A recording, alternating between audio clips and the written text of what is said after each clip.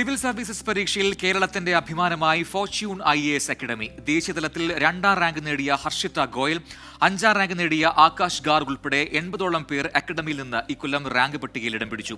5 മലയാളികളടക്കം 15 പേരാണ് ആദ്യ 100 റാങ്കിൽ ഉൾപ്പെട്ടത്.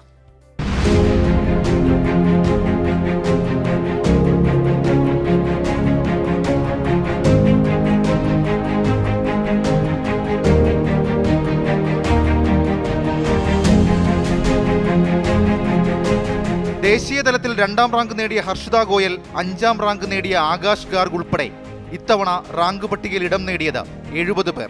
ഇത് 11th ഇയറാണ് ഞങ്ങളുടെ ഫോർച്യൂണിൻ്റെ. 2014 ഞങ്ങൾ തുടങ്ങുന്നത്. അപ്പോൾ 11th ഇയറിലും 10th ഇയറിലെല്ലാം നല്ല റിസൾട്ട് കിട്ടിയതിൻ്റെ ഒരു സന്തോഷത്തിലാണ് നമ്മൾ. ഇപ്പോൾ നന്ദനയാണെങ്കിലും ഗംഗയാണെങ്കിലും സോൺ ഇപ്പോൾ ഇല്ല, നാളെ വരത്തേ ഉള്ളൂ. ഹാപ്പി അച്ചീവ്മെൻ്റ് ആണ്, കാരണം എല്ലാം ഡയറക്റ്റ് റിസൾട്ട്സാണ്, ഞങ്ങളുടെ ക്ലാസ് റൂം സ്റ്റുഡൻസ് ആണ്. So we are very happy about that. വളരെ നല്ലതാണ്. ദേശീയ തലത്തിൽ ഒരു 70 റിസൾട്ട്സ് വന്നിട്ടുണ്ട്. അല്ല, നമ്മുടെ അവിടെ നിന്ന് തന്നെ ഒരു 40 കൂടുതൽ റിസൾട്ട്സ് വന്നിട്ടുണ്ട്. പഠന രീതി നല്ലതാണെന്നാണ് ഞങ്ങളുടെ വിശ്വാസം. അതുകൊണ്ട് ഇത്ര റാങ്ക്സ് കിട്ടുന്നത്.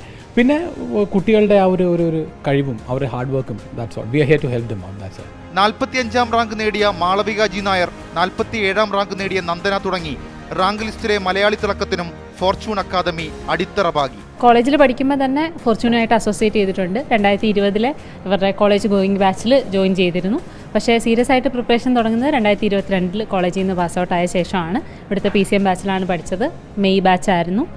ക്ലാസ്സസും ക്ലാസ് നോട്ട്സും ടെസ്റ്റുകളും എല്ലാ സ്റ്റേജിലും ഇവിടെ തന്നെയാണ് എടുത്തിട്ടുള്ളത്. തീർച്ചയായിട്ടും ഹാർഡ് വർക്ക് ചെയ്തും പ്രാക്ടീസ് ചെയ്തും മുന്നോട്ട് വരാൻ കഴിയും ഹാർഡ് വർക്കിലൂടെ എന്നാണ് ഞാൻ കരുതുന്നത്. 11 വർഷത്തിനിടയിൽ 440-ലധികം വിദ്യാർത്ഥികളെ സിവിൽ സർവീസ് എന്ന ലക്ഷ്യത്തിലേക്ക് എത്തിക്കാൻ സാധിച്ചുവെന്ന നേട്ടവും സ്വന്തമാക്കുന്നു fortune civil service academy. 24 Thiruvananthapuram.